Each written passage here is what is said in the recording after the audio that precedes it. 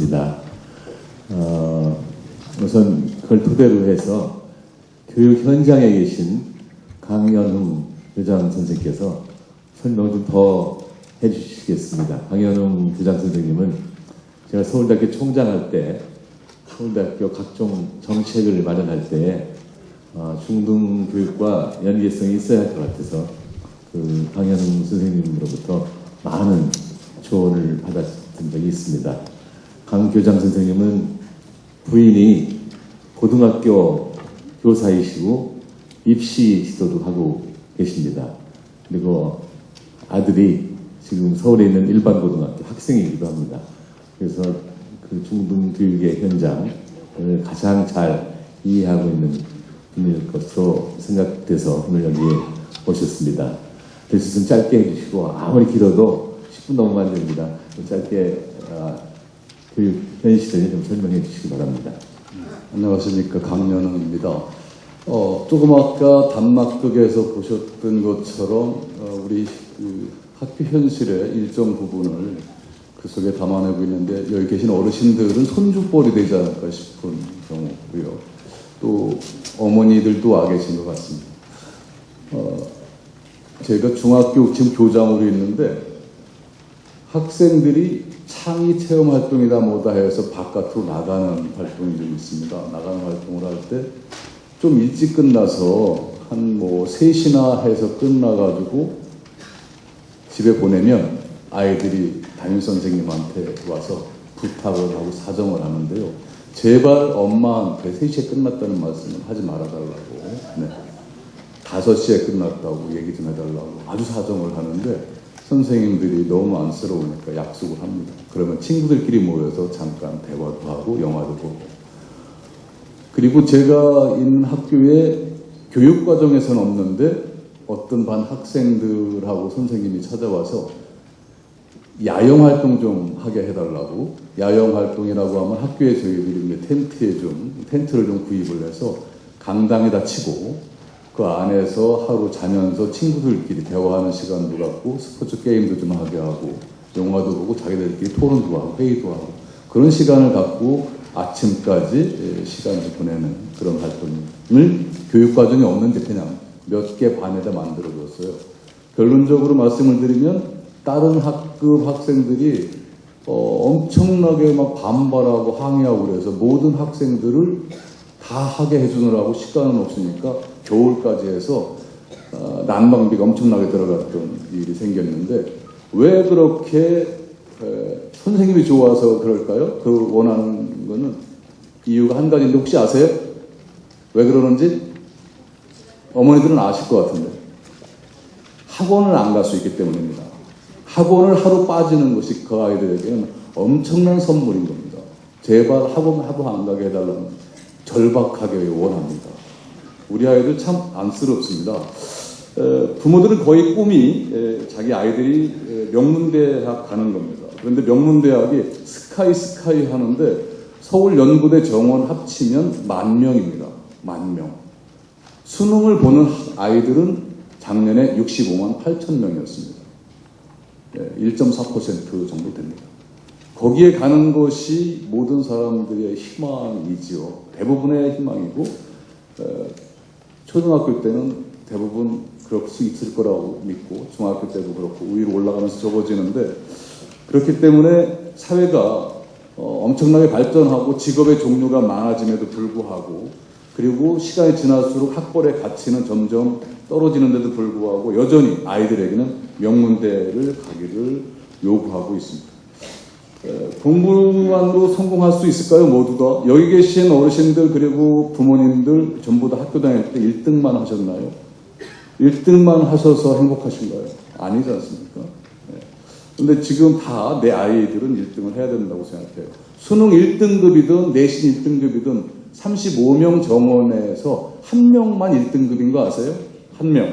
2등 하면 1등급이 못 됩니다.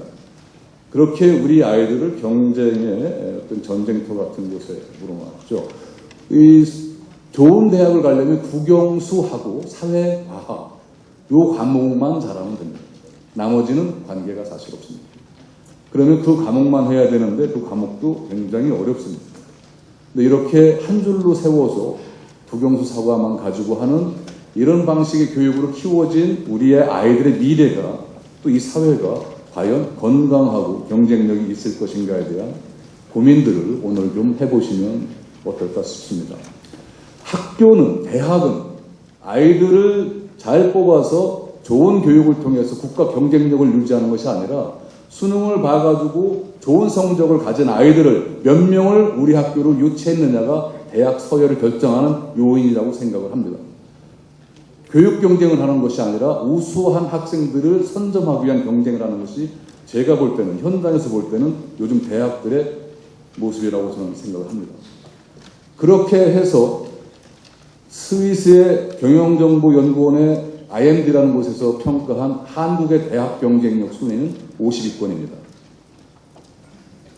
고등학생들이나 중학생들이 피사라고 하는 세계 학업 성취도의 결과 평가를 보면 1등에서 5등 사이를 오갑니다. 이렇게 공부 잘하는 아이들이 대학 경쟁력은 52로 떨어지는 이유가 뭘까요? 우리 아이들은 죽어라고 공부하지만 결론적으로는 경쟁력이 있는 인재들이 되지 못합니다. 한국의 초중등 교육이 아까의 연극에서 보신 것처럼 굉장히 왜곡되어 있고 자기가 하고 싶은 것을 할 수 없게 하는 이유는 철저히 입시에 종속되어 있기 때문입니다. 그 과목을 하지 않으면 대학에 갈 수가 없기 때문에 좋은 대학을 가려면 자기가 하고 싶은 모든 꿈을, 모든 재능을, 모든 적성을 버리고 그것만 해야 됩니다. 거기에 적합하게 가지고 있지 않은 끼를 가진 아이들, 그 좋은 특성을 가진 아이들은 성공할 수 없는 제도 속에 우리 아이들이 들어가 있는 겁니다. 대학 입시 제도가 바뀌면 모두가 다 모든 교육 과정이 바뀌고 교육의 내용이 바뀝니다. 그것이 미래 경쟁력이 있든 없든 관계가 없습니다. 그리고 아이들은 그 공부에서 좋은 성적을 유지하기 위해서 정글의 법칙에 들어갑니다. 미래 경쟁력을 얘기할 때 그렇게 얘기를 합니다. 협동적 능력을 갖지 않으면 미래에서 살아날 수 없다. 감수성이 풍부하고 예민하지 않으면 창의적이 될 수 없다고 얘기를 합니다. 그건 어디에서 나옵니까? 좋은 관계 맺기, 좋은 친구 사귀면서 협동 능력이 생깁니다. 독서를 통해서 상상을 통해서 감수성이 생깁니다. 근데 우리 아이들은 그런 활동을 하면 성적이 안 나옵니다. 어떡합니까? 내신으로 수능으로 등급제를 만들어서 내 친구가 1등하면 나는 2등이 됩니다. 2등급이 됩니다. 내 친구가 나보다 공부 잘하길 바라고 도와줄 수 있습니까? 이런 전쟁터에다가 애들을 모아놓고 미래 교육을 위해서, 미래를 위해서 협동하는 능력을 키워라. 이렇게 요구하고 있는 것이 우리의 현실입니다. 그렇기 때문에 한국교육개발원에서 조사한 2014학년도에 인성교육 지수라는 게 있는데요. 초등학교 6학년이 5점 만점에 4.18이었는데 고등학교 2학년 조사한 거는 3.88로 떨어지고 있습니다. 학년이 올라가서 공부를 많이 할수록 인성교육은 뒤로 떨어지는 우리 교육에 참으로 비극적인 일들이 벌어지는 겁니다. 그러다 보니까 학교 폭력이 자꾸 생기고 선생님도 폭행하고 인성이 무너진다. 그래서 인성교육법이 올해 7월부터 실시되고 있는 겁니다. 인성교육이 법으로 됩니까? 저는 정말 놀랍습니다. 그런 발상을 하는 우리의 정책을 하시는 분들이. 도덕 공부를 열심히 해서 도덕교육의 시험 점수가 100점 나오면 아주 도덕적인 인간이 될 거라는 가정하에서 출발한 그런 제도가 아닌가 싶습니다. 중학교는 특히 초등학교와 고등학교를 연결하는 성장 매개 통로인데요. 사춘기, 아까 중학교 2학년 대상으로 연극을 했는데 그 시기가 극심하게 사춘기를 앓는 시기입니다. 자기 삶에서 부모로부터 의존된 뿌리로부터 떨어져 나와서 스스로 독립해가는 과정의 시작입니다. 그 시기에 자기 정체성이나 자존감도 찾아가면서 친구들과 교감하고 타자를 인식하고 사회화를 배우는 시기입니다. 그 시기에 우리 아이들은 친구를 사귀고 같이 어울리고 경험해볼 시간을 갖지 못합니다. 그래서 우리 아이들이 너무나 안타깝고 서글픕니다. 제발 자기가 좀 쉴 수 있게 일찍 끝났다는 말을 하지 말라달라고 사정하는 아이들 눈빛을 보면 그렇게 속을 들 수가 없습니다. 교장실로 찾아와서 부탁을 하기도 합니다. 저는 우리 여기 계신 분들이 집에 돌아가셔서 학생들을 보거나 저 손자들을 보거나 아드님을 보실 때 1등 하기를 좀 요구하지 말아줬으면 좋겠어요. 그 아이들은 스스로 부모보다 더 1등 하길 원합니다. 더 공부 잘하길 원합니다. 본인이 공부 잘해서 집에 가서 칭찬받고 싶은데 거기다가 왜 이거밖에 안 되느냐고 요구를 하면 정말로 절망합니다. 그러한 부모가 되지 마시고 아이들이 가진 꿈을 좀 살려줄 수 있는 그런 부모님이 되주시기를 바랍니다. 요즘에는 학교에서 선생님들도 담임을 하지 않으려고 합니다. 담임을 한번 하는 학교 초에 담임을 결정할 때 교장은 굉장히 어렵습니다. 사정을 하고 부탁을 하고 그래서 안 하겠다고 하면 결국은 알겠습니다. 그냥 지시해서 명령을 내려서 담임을 하게 하는데 그렇게 하면 성실하지 않을 것이기 때문에 최대한 사정을 내보는데 다 못 채웁니다. 담임 기피 현상이 예전 같지 않습니다. 학생 숫자는 제가 처음에 교직에 들어올 80년대 초에 비해서 지금은 반으로 줄었습니다. 정확하게. 제가 그때 64명 담임을 했는데 지금은 30명 정도 내외입니다. 그럼에도 불구하고 훨씬 더 스트레스가 커져 있고 담임들이 정말로 학교에 이런 말씀 드려도 될런지 모르겠는데 젊은 40대의 저희 학교에 50명 정도의 교사가 있는데 암 환자가 현재 셋이 있습니다. 굉장히 높은 확률인 것 같습니다. 스트레스를 많이 받는 건 사실이고요. 또 학부모에서 아이들을 키우는 학부모님들도 전쟁입니다. 자식의 어떤 신분 상승을 위한 전쟁터에서 치열하게 싸우는 것이 학생만이 아니라 학부모이기도 하죠. 비장한 마음으로 자기 자신을 다 버리고 학원을 오가면서 정보를 패고 이런 어려움을 이겨내면서 올인합니다. 이것도 현실입니다. 대개 학생 엄마가 이미 전사가 되어 있습니다. 투쟁을 위해서. 학교를 파악하고 학원을 찾아서 좋은 성적으로 연결시키고 명문대를 보내는 것이 목적입니다. 안동 지역은 어떨런지 모르겠습니다만 제가 있는 곳은 대치동 바로 그 중심입니다. 그렇게 자녀를 성공시키기 위해서 경제적으로 다 투자하고 올인하는데 과연 그 중에 몇 퍼센트가 성공하는지에 대한 비율을 한번 저는 생각해 볼 필요가 있다고 봅니다. 이미 그 과정에서 부모도 기진맥진하고 노년에 이를 때쯤 되면 경제적으로 여유를 갖지 못하는 빈곤으로 전락하는 학부모도 꽤 많다고 합니다. 사회적으로 굉장히 많은 문제가 되죠. 그렇게 어려운 과정을 다 겪고서 그럼 우리 아이들은 어떤가요? 대학을 졸업하고. 이태백이란 말은 옛날 얘기죠. 20대 태반이 백수다. 이건 오래 전 얘기입니다. 지금은 더 심각합니다. 이렇게 청년 실업이 엄청나게 높아져서 교육으로 성공하기 위해서 투자한 비용이 회수되지 않는 것이죠. 그렇다면 그것은 과연 성공한 투자일까요? 학교에서 힘들게 공부하는 우리 아이들의 학습 결과도 한번 보시죠. 미래 경쟁력이 있는 교육인지. 저는 그렇게 생각을 합니다. 미래는 엄청나게 빨리 변하고 있고 날아가는 화살처럼 빠른 속도감을 가지고 있습니다. 우리는 과거의 틀에 갇힌 방식으로 경쟁을 시키고 있습니다. 암기시키고 문제 빨리 풀고 수능 보는 날 그동안에 12년 동안 배웠던 것을 하루에 아침부터 저녁 때까지 시험 봐서 다 측정합니다. 영국의 이코노미스트는 그 신문이죠. 언론에서 보도하기를 한국 교육의 특집을 다루면서 한국은 원샷 소사이어티다. 한 방에 끝나는 사회다. 이렇게 묘사를 했습니다. 이제는 옛날에 한강의 기적을 기대할 수 없다. 한국에서. 더 이상 희망이 없다. 이렇게 얘기했습니다. 미래가 엄청나게 바뀌는데 과거의 시간지배학적 교육 방식으로 그렇게 공부를 시켜서 아무리 암기하고 외워봐야 그거는 미래 경쟁력이 아니다라고 보는 거죠. 그래서 지금 우리가 하고 있는 교육의 총체적인 난맥상, 사회에 이르기까지 이것은 어떻게 해야 해결될 것인가. 며칠 전에 조선일보 칼럼에서 카이스트 뇌과학자 김대식이라는 분이 교수가 쓴 칼럼에 이런 말씀이 있어서 잠깐 읽어드리겠습니다. OECD 국가 중에서 근무 시간은 가장 길지만 막상 생산성은 최하위권인 나라.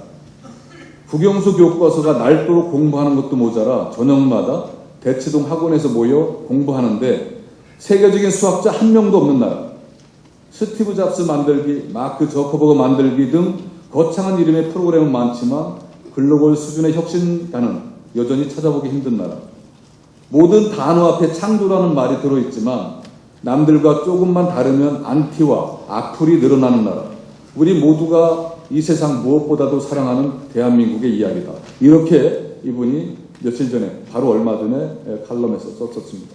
그래서 저는 우리 교육을 통해서 성장하고 교육을 통해 행복해야 하는 그 본질적인 명제가 있음에도 불구하고 오히려 고통스럽고 경쟁에서 이기는 소수조차도 힘든 이러한 방식의 지금의 교육 시스템은 이제 변화가 필요하지 않은가, 이런 생각을 하고요. 정말로 교육이 희망이 되고 교육을 통해 행복한 습관을 배우고 교육을 통해 사고하는 방식을 익히고 개인의 직업적인 능력을 키울 수 있는, 그러기 위한 논의를 이제는 시작해야 된다고 생각을 하고요. 생각은 여러 가지가 있고 다를 수도 있지만 좁혀가면서 합의를 이루어 나가면 프랑스가 지금의 교육제도를 만드는 데는 만 번의 토론이 사회적으로 있었다고 합니다. 그렇지만 지금의 교육제도에 대해서는 모든 사회 구성원들이 동의하고 그 교육의 경쟁력을 통해서 강국이 돼가고 있습니다. 우리나라도 어렵지만 생각을 좁혀나가는 토론을 이제는 시작해야 될 때가 아닌가, 이렇게 좀 말씀드리면서 마치겠습니다. 감사합니다. 네, 고맙습니다. 아까 제가 긴장했다고 했는데 도산 서원을 할까 하다가 도산 공원이라고 좀 말씀드릴게요. 또 도산 서원을 제가 가서 견학을 했습니다. 근데 예방을 했다고 한번 좀 양해해 주시기 바랍니다. 저는 별 순서 없이 말씀하기로 했습니다. 그러나 첫 라운드는 그래도 순서가 좀 있어야 될 것 같아서 먼저 강현웅 교장 선생님이 학교 현장의 경험을 토대로 해서 말씀을 해주셨는데, 이제는 대한민국의 가정을 여성분들이 다 하늘나라 반 이상을 좌우하고 있는 걸 알고 있습니다. 그래서 부의회의 회장이신 조태인 선생님께서 말씀해 주시면 고맙겠습니다. 네, 여러분 반갑습니다. 소개받은 한국부인회 총본부 회장 조태인입니다. 저희 한국부인회는 그 중앙대학교를 설립하신 교육자이자 또 상공부 장관을 역임하셨던 임영신 박사님이 설립하셨습니다. 1963년도에 민간단체로서는 최초의 여성단체이고, 또한 애국운동을 통해서 소비자운동을 처음 시작한 그러한 단체입니다. 전국 17개 시도 지구가 있고 247개 지회에서 120만 명의 여성들이 나라를 위해서 봉사하고 있는 그러한 비영리 단체입니다. 제가 이제 여러 지구를 다니면서 어머니들과 얘기를 나눠보면서 20대에서 95세까지 현장에서 봉사하고 있는 여러 여성들을 만나보고 있습니다. 20대는 취업을 못해서 걱정이고, 또 30대는 또 일과 가정 양립을 하기 위해서 정말 발버둥을 치고, 40대는 사춘기 아이들과 전쟁을 치르고, 이러한 여러 여성들을 만나면서 과연 우리 한국의 교육이 어떻게 돼가는가, 여러 어머니들 말씀을 듣는 것을 여러분에게 말씀드리고 싶어서 여기 앉아 있습니다.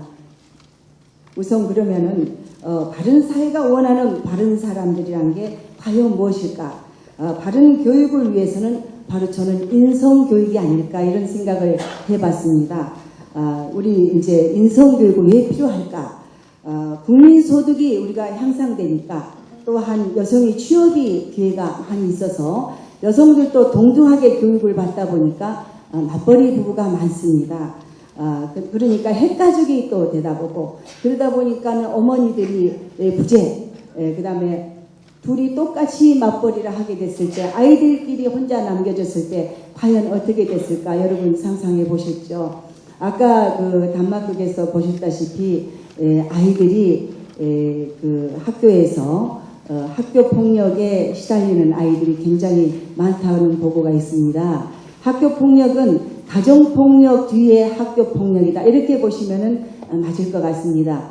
저희들이 이제 2013년도에 학교 폭력 4대학 척결, 학교 폭력, 가정 폭력, 성폭력, 불량식품에 대해서는 어머니의 모임인 우리 단체가 같이 힘을 모아서 같이 4대학을 척결하자 해서 4대학 척결 범국민운동본부를 설립했습니다. 그래서 이번에 제가 얼마 전에 정말 가슴 아픈 얘기를 들었습니다.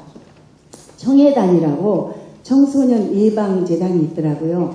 거기 이사장님을 만나 뵀는데 정말 그분은 정말 두 부부가 열심히 정말 직업을 가지고 그다음에 이제 우리나라 유수한 삼성기업에 다녔답니다. 그런데 이제 아들이 이제 외국에 지사로 가 있는데 아들이 어느 날 아들이 죽었다는 소식을 듣고 들어왔답니다. 그랬는데 아들이 외아들인데 5층 아파트에 살았는데 5층에서 뛰어내려서 자살을 했답니다. 근데 이제 그 경위를 들어보니까 한 번 떨어져서 안 죽으니까 다시 뛰어 올라가서 다시 뛰어내려서 죽었답니다. 그 아버님께서 지금 20년 전에 그 아들이 그렇게 해서 자살을 했는데 학교 폭력을 위해서 전국 방방곡곡을 다니면서 학교 폭력 예방을 하고 다니는 그 아버님을 제가 만나서 너무너무 가슴 아파서 우리 같이 손잡고 학교 폭력을 예방합시다 하고 MOU를 맺었었습니다. 학교 폭력은 단지 그 학생의 문제가 아니고 한 가정까지, 그래서 그 아버님은 살고 있던 집을 전부 팔고 그것으로 재단을 만들어서 정말 학교 폭력 없는 세상을 만들자 하면서 전국을 다니면서 이번에 저에게 이런 말을 했습니다. 그 자기 아들에 대한 가해자가 결혼식을 한다고 초청장이 왔더랍니다. 거기 가서 자기가 그 아들을 정말 괴롭혔던 그 아이의 결혼식에서 정말 거기서는 눈물을 흘릴 수가 없어서 그 결혼식을 보고 나와서 하염없이 눈물을 흘렸다는 얘기를 하시면서 정말 폭력 없는 세상을 만들어야 되겠다는 그런 말씀을 했습니다. 그리고 또 지금 현대는 네트워크 세대입니다. 그래서 풍요롭게 자란 아이들이 소비 위주의 경향이 굉장히 많이 있습니다. 그리고 일방적인 그런 유례적인 행동을 보이고 기성세대나 질서에 대해서는 무조건적인 그 저항을 보이는 요즘 젊은 학생들이라고 저는 생각하고 있습니다. 이것은 어머님들이 저하고 여러 가지 대화를 나누면서 말씀해 주신 걸 제가 몇 가지를 적어 갖고 와서 여러분에게 말씀을 드리고 있습니다.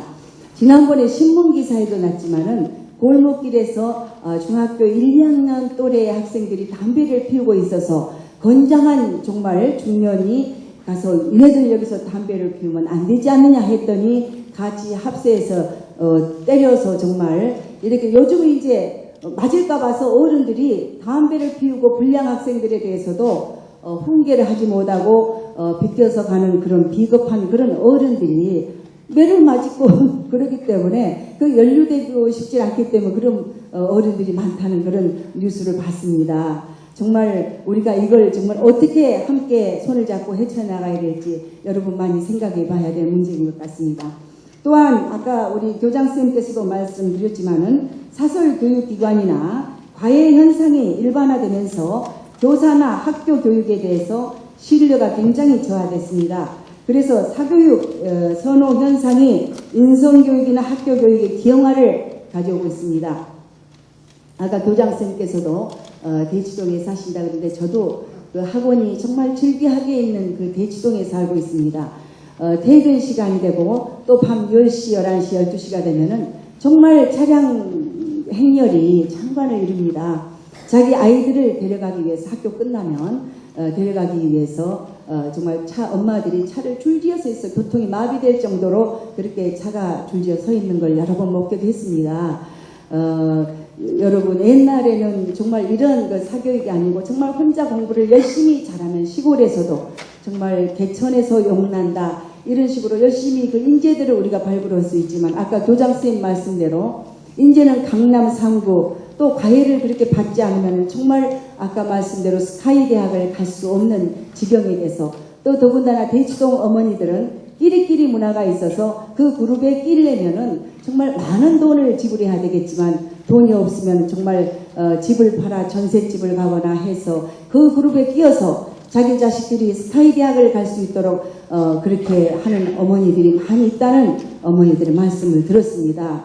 그래서 결국은 어머니들이 노년이 되면 어떻게 되겠습니까? 아까 말씀대로 빈곤층에 내몰리게 되는 그런 상황까지 됩니다. 이거는 정말 그 여론조사에서 이런 얘기가 나왔다 그래요. 우리 부모님이 과연 몇 세까지 사는 걸 원하느냐? 그랬더니 정말 우스갯소리인지는 모르지만은 어느 어머니께서 저에게 얘기해 주면서 60살까지가 딱 좋겠다. 자기들 교육시켜주고 그냥 60살까지가 좋겠다. 이랬다는 얘기를 듣고 정말 우리가 실소를 금치 못했습니다. 또 이러한 이유 등으로 해서 그동안 우리의 인성교육이 부실했다는 것을 인성교육의 강화가 교육의 최우선 과제가 되어야 한다는 점에 대해서 그야말로 이론 여지가 없는 것 같습니다. 그러기 위해서는 우리가 학교 수업에서도 이렇게 팀워크를 할 수 있는 그런 수업을 조금 많이 해서 친구가 경쟁자가 아니고 서로 보살펴주고 같이 손잡고 갈 수 있는 그런 동료라는 의식을 가지고 갔으면 그렇게 학교 폭력이 난무하지 않겠는가 이런 생각을 저도 해봤습니다.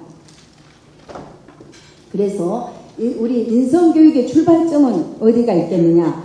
바른 사회가 원하는 바른 사람을 키워내기 위해서는 어떻게 교육을 바꾸고 무엇을 가르쳐야 하는지 문제를 정말 우리 어머니들은 회장님, 너무 깁니까? 지금 네.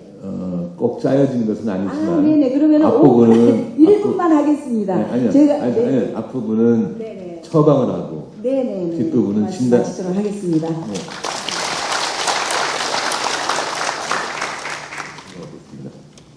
예, 반갑습니다. 예, 선비의 고향인 안동에 와서 여러분 뵙게 돼서 대단히 반갑다는 말씀 드립니다. 예, 저는 교육에 대해서 전문가가 아닙니다.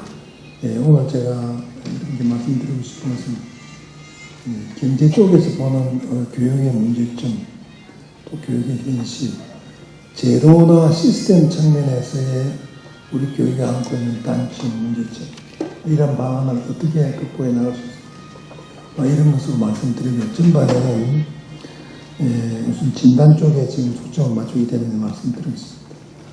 아까 단막에서 본 거하고 아까부터 교장 선생님 말씀하신 거와 한 거에서 우리가 느끼는 공통점은 학생이 학교에 가면은 즐거워야 합니다. 우리도 아마 지금 초중고등학교 학생들이 학교에 가는 게 아마 100%는 아니더라도 절반 이상의 학생들이 아마 학교에 가는 게 지옥에 가는 것 같은 그런 기분이 들 거예요. 여러 가지 문제가 많습니다만 여기서부터 출발이 잘못되고 있다고 저희는 봅니다. 여기에는 아까 단막에서 나왔지만 부모의 욕심도 크게 기여를 하고 있고 시스템도 잘못되어 있는 게 많겠죠. 여기 우리 강 교장 선생님께서 처음에 썼던 페이퍼에 보면 이런 장면이 나옵니다. 미스터 에릭이라는 교환학생이 한국에 와서 1년 동안 교육 현장을 보면서 느낀 것 중에 기술한 거에 보면 문득 뒤를 돌아보니 학생들 3분의 1은 잠을 자고 있었다. 잠도 졸려서 자는 것이 아니라 아예 계획적으로 잡니다. 어떤 이 학생은 아예 학교에서 자려고 베개를 만들어서 끼고 자고 있었다. 이것을 본 선생님은 아무 얘기도 하지 않고 그냥 교육을 계속 강의를 계속 하고 있었다. 수업이 끝나자 잠자다 그냥 깨어나서 수업 시간에 쉬는 짧은 시간 동안에 떠들고 나오는 것 같다. 야, 정말 이런 것을 두고 대한민국 교육이 잘 되고 있다는 얘기인가. 기억을 갖지 못한다. 뭐 이런 얘기였습니다. 오늘 우리가 진단을 하면 또 우리가 너무 절망할 필요는 없다고 생각이 듭니다. 조금씩 나아지고 있거든요. 예, 아까 단막에서 본 나는 애니메이션, 만화가 되고 싶다. 여기서 우리가 느끼는 것이 저희가 세대가 초중고등학교 다녔던 해도 너희 꿈이 뭐냐고 그러면 본인도 학부모도 공부 1등이었어요. 나중에 옆집에서 얘기했습니다. 이 집도 1등, 저 집도 1등, 저 집도 1등이면 2등, 3등은 누가 할 거예요? 그때는 모든 길은 공부 잘하는 길로만 통했습니다. 자기 아들이, 자기 딸이 갖고 있는 재능이 체육이든 예술이든 문화든 전혀 개의치 않았습니다. 그때는 오로지 공부만 연구했습니다. 그렇게 해서 우리가 오늘까지 왔습니다. 그런데 지금은 보면 이제는 야구 잘하는 사람, 축구 잘하는 학생, 예능에 소질 있는 학생, 부모들이 보따리 사두고 다니면서 뒤에서 지원을 합니다. 그만큼 발전하고 있는 거예요. 가치 체계가 이렇게 다양화되어야 됩니다. 이것이 학교 현장에서는 어떻게 통용이 되었냐면 교육이 선생님 위주로, 학교 위주로, 정부 위주로 공급자 위주의 교육이 일어나기 때문에 그렇습니다. 교육을 받는 사람 입장에서, 수요자 입장에서 교육 체계가 바뀌어야 됩니다. 이것이 아직도 제대로 안 되고 있는데 큰 문제가 있는 거예요. 예를 들면 여기 페이퍼에 이런 게 나옵니다. 나는 국문과에 가고 싶은데 왜 내가 수학을 잘해야 합니까? 나는 과학자가 되고 싶은데 왜 내가 체육까지 잘해야 되고 피아노도 잘 쳐야 됩니까? 이거 학생 죽입니다. 이러니 학교 가기가 싫은 거예요. 이런 것에 대한 우리 모두가 책임을 느껴요. 학부모님들도 절대 책임을 자유롭지 못해요. 제일 큰 책임은 우선 정부에 있습니다. 이런 교육제도를 이끌어온 우리 정부. 지금 정부만이 아니고 그 전부터 쭉 이렇게 내려왔습니다. 진단에서 제가 첫 번째 내린 진단은 우리나라 교육이 수요자를 무시한 공급제 위주의 교육이 제일 큰 문제를 낳는다 하는 게 제가 우선 지적하고 싶은 첫 번째 우리 교육 현재의 문제다 이렇게 생각합니다. 사례를 하나 들면 제가 파리에 갔을 때 파리에 우리 교민회 회장하시는 분이 아들 하나 딸 하나를 두고 있는데 저녁을 먹으면서 여기 와서 성공하고 참 좋으시겠습니다. 이러니까 이 논의에 눈물을 흘립니다. 눈물. 왜 그러시오? 내가 한국에서 어려운 가정에 태어나서 학교를 제대로 못 다녀서 내가 여기 와서 내 자신과는 꼭 대학도 보내고 대학원도 보내고 싶어서 경제적으로 성공을 해서 이놈이 이제 대학원 가서 박사학위도 받고 받으니 아니 녀석이 고등학교 들어가니 대학 어디 갈 거냐 하더니 아빠 나는 대학 갈 생각이 없어. 그래 자기가 아들 보고 그날 일주일을 싸웠다. 내가 어떻게 해서 널 여기 와서 교육을 시켰냐. 대학을 안 가겠다냐.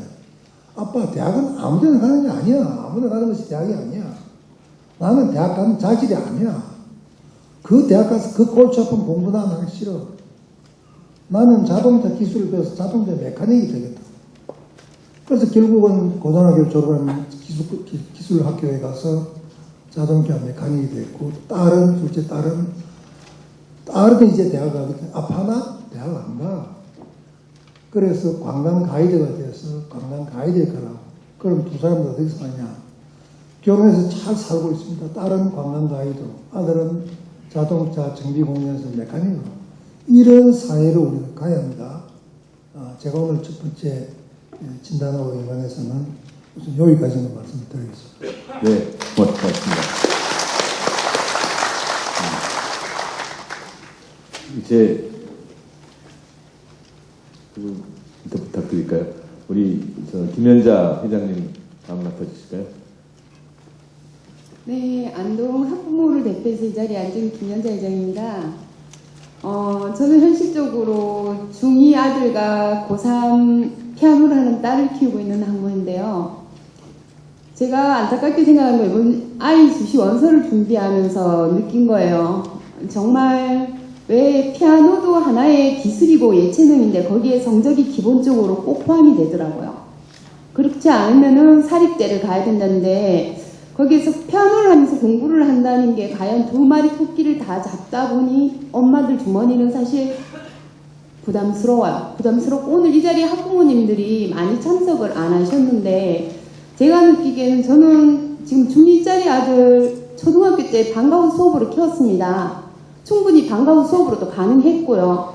그래서 중학교 가서도 보니까 요즘 교육복지시설이 잘 돼 있어서 사실은 엄마들이 조금만 학교에 관심을 가져주면 학교에서 활용하는 방학 때 저는 보니까 대학생들이 와서 멘토링 제도도 있더라고요. 그러니까 엄마들이 나 오늘 돈 벌러 가야 돼. 그래서 그 자리에 못 가 그러는데 저는 그렇게 생각 안 하거든요. 정말 엄마들이 제일 문제가 엄마들 학구열이에요. 아이들 학구열이 아니에요.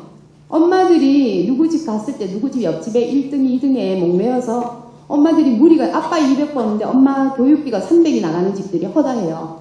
이건 잘못된 거예요. 나는 자식한테 다 투자해주고 나중에 정말 어두운 데서 살기 싫은 사람 중에 한 학부모인데 엄마들이 조금만 눈을 돌리면 충분히 몰라요. 아이에게 옷을 입혀주기보다는 아이한테 자기가 옷을 갖춰 입는 방법을 가르쳐 주는 게 현명한 엄마라고 보고요. 조금 안타까운 거는 너무 암기식 시험 성적으로 나가니까 이렇게 엄마들이 아둥바둥거리는 것도 있거든요. 그러니까 학교에서 어쩔 수 없이 주입식 교육을 하는 건 있어요. 왜? 제도가 여태 그랬으니까. 그렇지만 저는 모르겠습니다. 향후 몇 년 후에 제가 제 딸이나 아들을 어느 자리에 세웠을지 모르는데 전 아이 학교 갈 때 잘하고 와 이런 말은 절대로 하지 않습니다. 오늘도 가서 행복해. 충분히 학교에서도 행복할 수 있거든요. 그리고 모르면 선생님한테 물어보라고 가르칩니다. 전 그때 동화전과 하나 가지고도 공부를 했는데 요즘 애들은 절대로 동화전과 하나 갖고 공부를 할 수가 없습니다. 영어 따로 수학 따로 국어 따로. 그리고 자유학기제 도입된다고 하니까 엄마들 사교육비 더 들 거 걱정하시는 엄마들 많더라고요. 근데 잘 생각해보면 토론 체험 위주라는데 좋은 방면으로 어쩌면 정말 시험 성적이 위주가 아닌 정말 조금 더 아이들한테 꿈과 현실에 맞는 우리 아이들이 나중에 사회에 나가서 행복할 수 있는 교육 연계가 된다면은 학부모로서 더 이상 바라진 않겠습니다.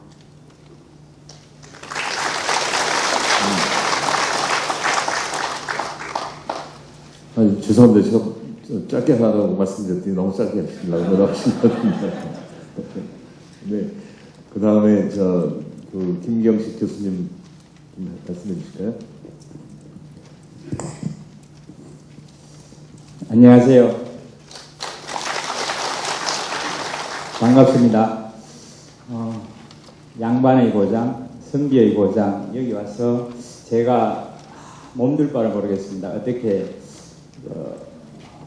누를 끼치지 않을까 이런 생각도 들고 토크 콘서트 한다고 해서 처음에는 발표를 해달라고 해서 이제 자료를 준비하려고 했는데 여기서 그냥 토크를 한다고 해서 그냥 저는 자료를 준비하지 않았습니다. 그래서 여러분들께서 질의를 하면 제 생각을 중심으로 소개를 드리는 것을 기하고요. 제가 앞에 분들이 여러 가지를 말씀해 주셔서 거기에 덧붙여서 제가 평소 가지고 있는 생각을 소개해 드리고 싶습니다.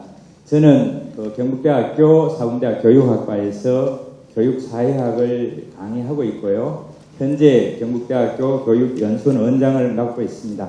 그래서 교사들을 연수시키는 그런 활동을 하고 있는데요. 그러면서 이제 제가 주 전공이 교육사회학인데 여기 오신 여러 어르신 분들에게 행복은 성적순입니까? 라고 하면 어떻게 답하시겠습니까? 행복은 성적순이다. 아닙니까? 그죠? 이것을 반박하는 연구가 있거든요. 행복은 성적순이다. 교육개발을 해서 연구한 건데요. 자, 요즘 젊은 세대들이 많이 읽은, 초등학교 때 많이 읽었던 책이 행복은 성적순이 아니다라는 것이었습니다.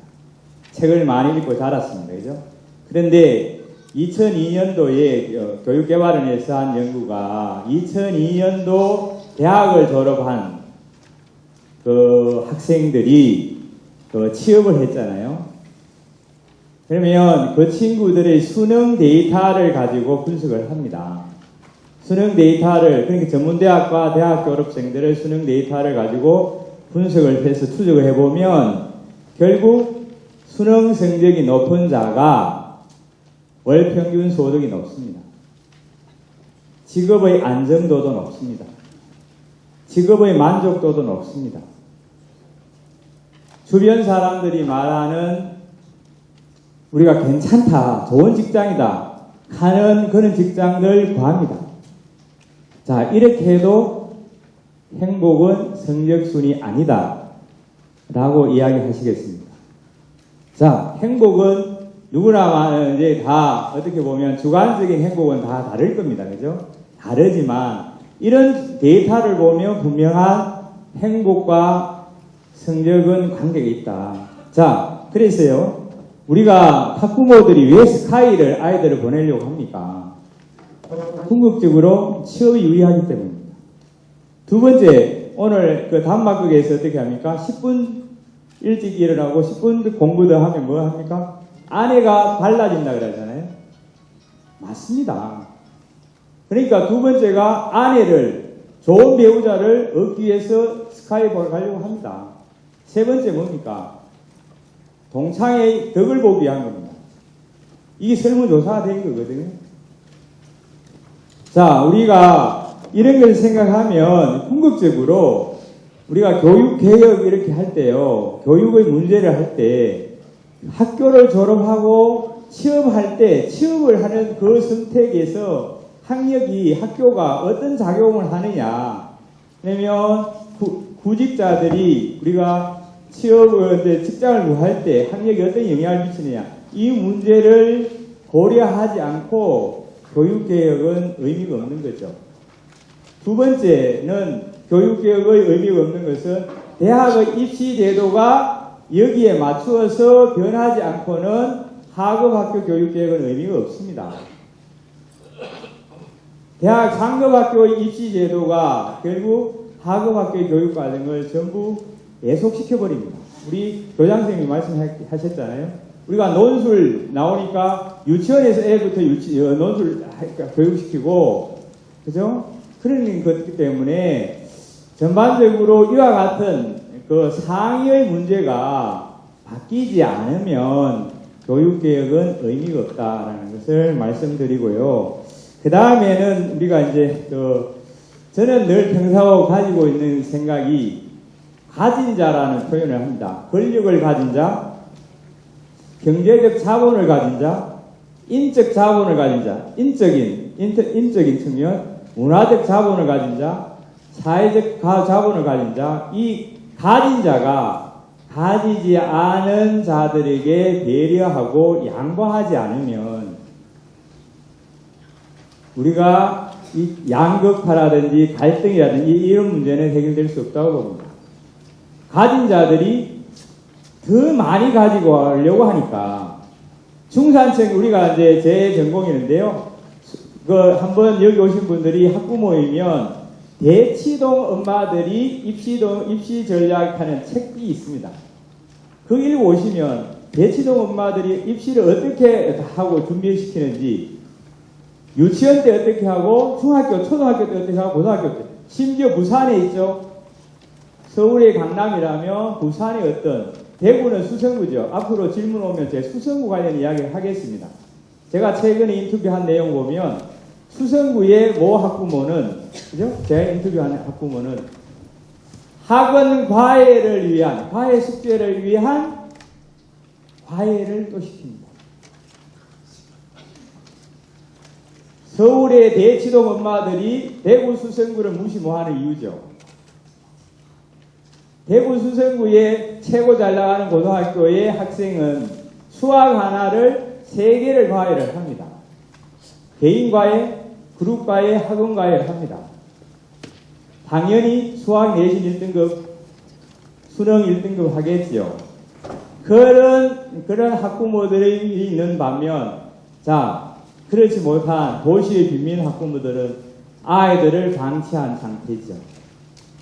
자식이 출세하기를 바라지만 실제 그렇지 못하는 게 많습니다.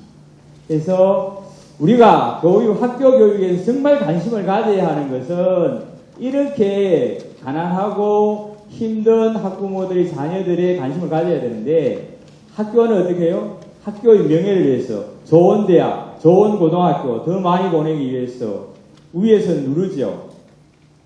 자, 대구광역시 있죠?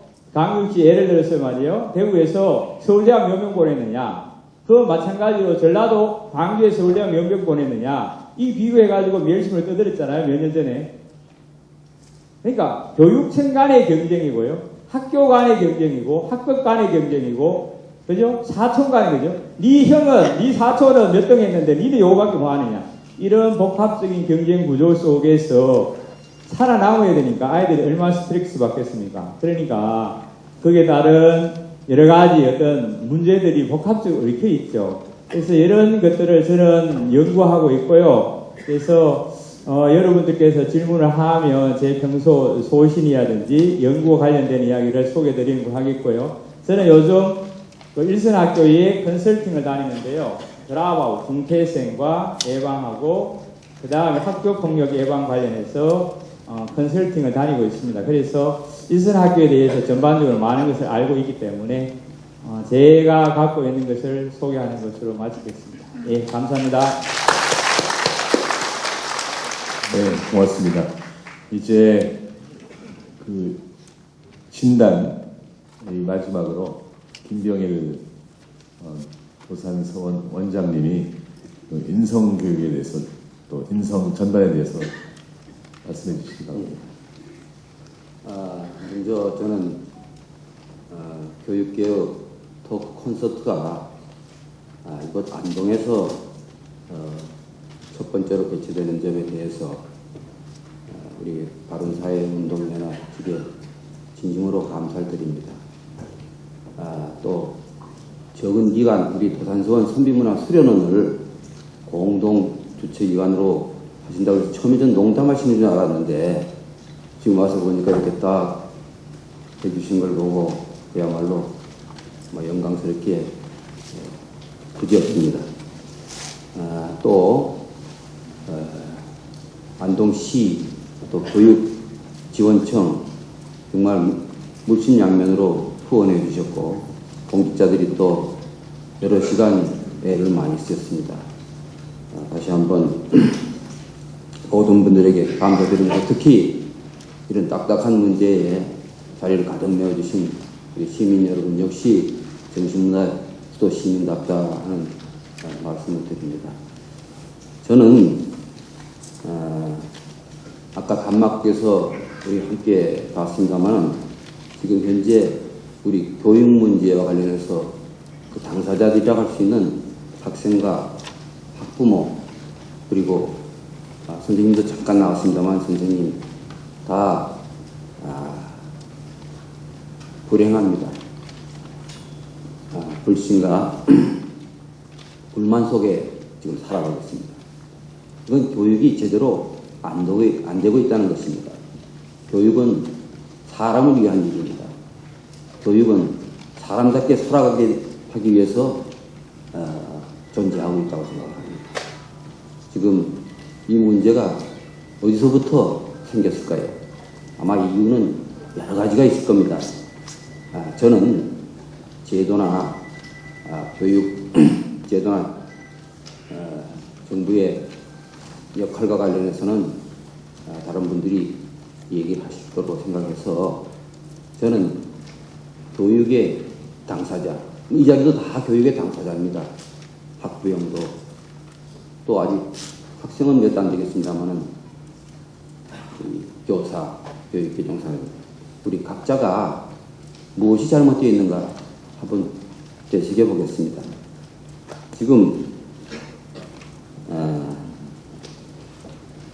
우리 먼저 오늘 단막에서 쭉 나왔습니다만 학부모가 참 잘못하고 있는 것 같죠? 그렇지 않습니까? 우리는 대단한 교육열을 갖고 있다고 자부심을 가지고 있었는데 지금 보니까는 이 대단한 교육열이 잘못되어 있어요. 그것도 따지고 보면 결국은 부모 입장에서 자식 입장을 생각지 못하고 있는 겁니다. 자식도 내 소유물이 아니고 분명히 나와 다른 남입니다. 우리가 부모 생각에서 자식을 교육이라는 거룩한 이름 하나 내세우고 자식의 의사와 다르게 이끌고 가는 데서 오지 않나 하는 생각입니다. 이것이 그냥 단순한 문제로 끝나지 않고 아이를 불행하게 만들고 다시 또 부모를 불행하게 만듭니다. 아이의 불행 사례 우리 많이 했기 때문에 제가 굳이 더 첨언은 안 하겠습니다. 딱 한 가지만 얘기하면 2013년도 교육개발연구원에서 조사한 우리 아이들의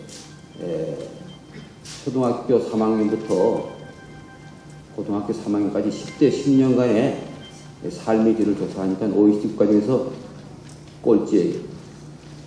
그 핵심은 10명 중에 7, 8명이 부모하고 갈등 때문에 한 번 이상 가출을 생각했다는 통계입니다. 바로 아이들은 불행한 겁니다. 대부분 아이들은. 부모는 그러면 올인하면서 자식과 갈등도 각오하면서 이렇게 하는데 부모는 행복합니까? 부모님 안 계세요? 지금 현재도 바깥에 드러내기 쉽지 않은 그런 말 못할 어려움이 있을 겁니다. 아까 단막국 중학교 2학년짜리는 내가 보면 양질이네. 제가 얼마 전에 신문기자한테 들어보니까는 중학교 2학년 엄마한테 중학교 2학년짜리가 참다 문을 콱 닫고 가면서 엄마를 자기라고 하면서 자기는 아무것도 안 하고 나만 달달달달 못 살게 군다. 이러고 나갔다고. 분명히 아이만 불행한 게 아니라 엄마도 불행합니다. 아버지가 불행하지 않으면 이건 부부가 아니죠. 저는 여기서 불행이 끝나는 게 아니라 부모는 점점 노후로 갈수록 자식으로부터 거리를 두게 되고 끝내는 효도와 거리가 먼 관계로 갈 수가 있다. 그래서 부모는 자기 관점에서 자녀의 교육을 생각할 게 아니고 자녀의 관점, 다시 말해서 자녀도 독립인격체니까 같이 끝없는 대화 1입니다. 왜요? 62세까지. 옛날보다 많이 채워도 개선됐어요. 그리고 연금개혁 얘기 나옵니다만은 종신 보장되는 듯해요. 1순위일 수밖에 없습니다. 그런데 OECD 작년도 통계를 보면은 우리나라 교사들의 교직 만족도가 아주 낮은 수준이에요. 제가 통계를 보니까 선생님 된 거 후회한다 하는 통계가 OECD 국가 중에서 OECD 평균은 9.5%인데 우리 한국은 20.2%입니다. 배가 넘어요. 그리고 다시 선생님 하고 싶지 않다 하는 사람이 OECD 평균은 22%인데 우리는 36%예요. 근데 더 심각한 거는 들어온 지 5년 안 되는 새내기 교사들이 이 비중이 평균보다 또 훨씬 높다는 겁니다. 왜 그렇습니까? 들어올 때 경제적이고 자기 관점에서 직업을 선택했습니다. 들어와서 아까 여기 안경 낀 이쁜 여선생님 하는 역할 비슷하게 하니까는 학생이 좋아하겠습니까? 학부형들이 좋아하겠습니까? 괜찮은 직업이라고 들어온 건 한 번입니다. 매일매일 주위의 학생과 학부형, 동료 교수, 선배 선생님들하고 관계는 끝없는 자기를 힘들게 만드는. 저는 아이들의 잘못보다는 어른들의 잘못이 더 많은 비중을 차지하겠다. 이 어른들은 진심으로 다시 한번 각자 생각을 하고 이 문제를 풀어나가는 길을 함께 내 문제다, 남의 문제가 아니고 정부 보고 제도 보고 이런 얘기가 아니고 내 문제다 하는 시각에서 이 문제를 풀어갔습니다. 예, 제가 문제 진단은 여기까지 말씀드렸습니다.